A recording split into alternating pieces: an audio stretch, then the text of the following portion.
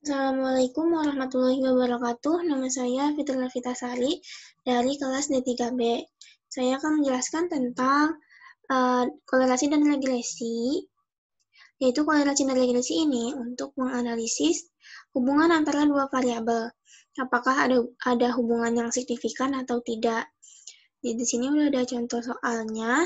Ada data konsentrasi latin standar dan juga absorbannya yang sudah dihitung dengan instrumen yang biasa disebut spektrofotometer. Nah, gimana caranya kita buat diagram sehingga muncul kolerasi dan regresinya? Sebelumnya kita pelajari dulu output kesimpulan dari analisis yang kita lakukan. Nah, di sini ada dua hipotesis, yaitu R hitung lebih besar daripada R tabel, maka terdapat hubungan yang signifikan. Dan R hitung lebih kecil dari R tabel, maka terdapat hubungan yang tidak signifikan. Nah, setelah kita dapat hasil perhitungan dari R hitung dan R tabelnya, kita bisa tahu nih, apakah dari konsentrasi dan absorbannya ini ada hubungan yang signifikan atau tidak.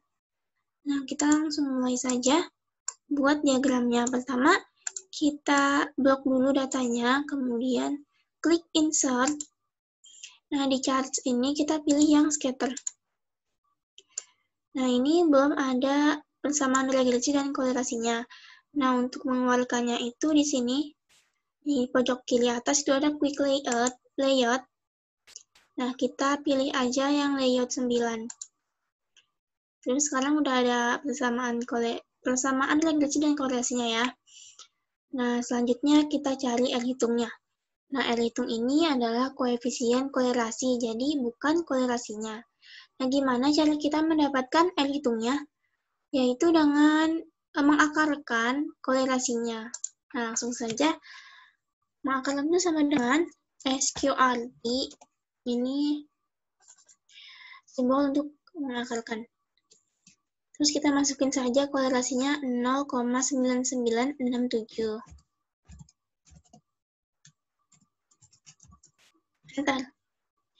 Nah, kemudian untuk mencari R tabelnya itu kita perlu derajat bebasnya dan dengan kepercayaan 95%. Nah, derajat bebas ini N minus 2 carinya.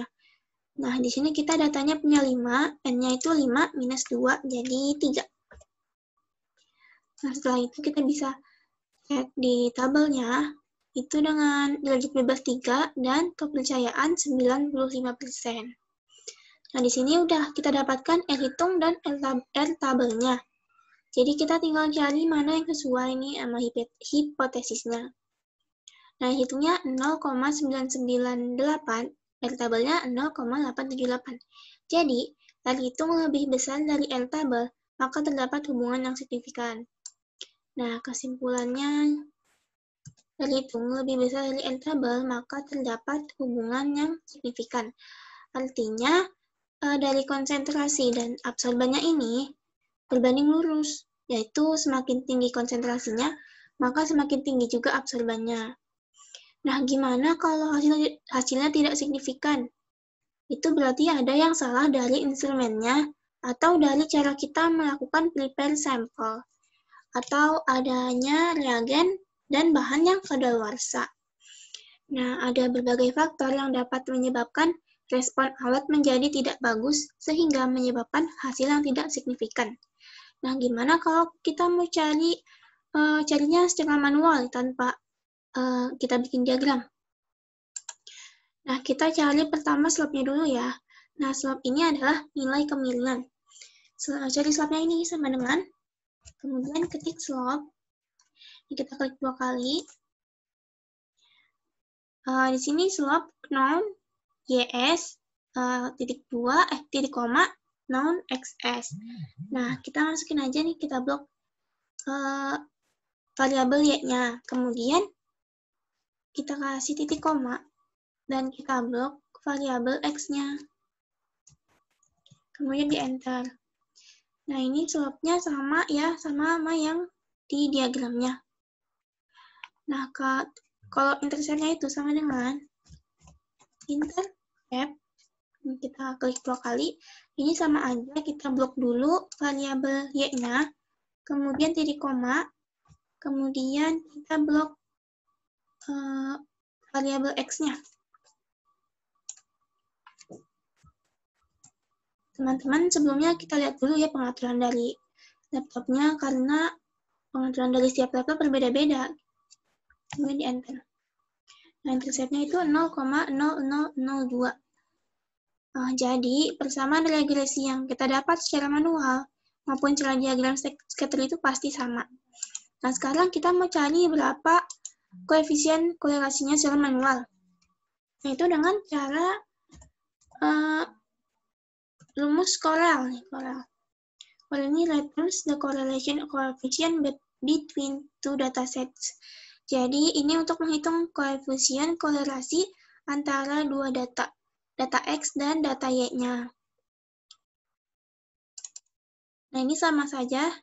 Kita blok dulu variabel Y-nya, kemudian titik koma, dan kita blok variabel X-nya. Nah, kita udah dapat nih. Koefisien korelasi hitungnya 0,9987. 99,83715. Nah, kok ini bisa ya, beda ya, terhitung dari rumus yang korelasi pangkat 2 sama manualnya. Gak apa-apa beda, karena ini cuma beda tipis, jadi tidak menjadi sesuatu permasalahan, karena ini cuma beda tipis. Nah, teman-teman, itu saja dari penjelasan korelasi dan regresi. Kurang lebihnya saya mohon maaf. Wassalamualaikum warahmatullahi wabarakatuh.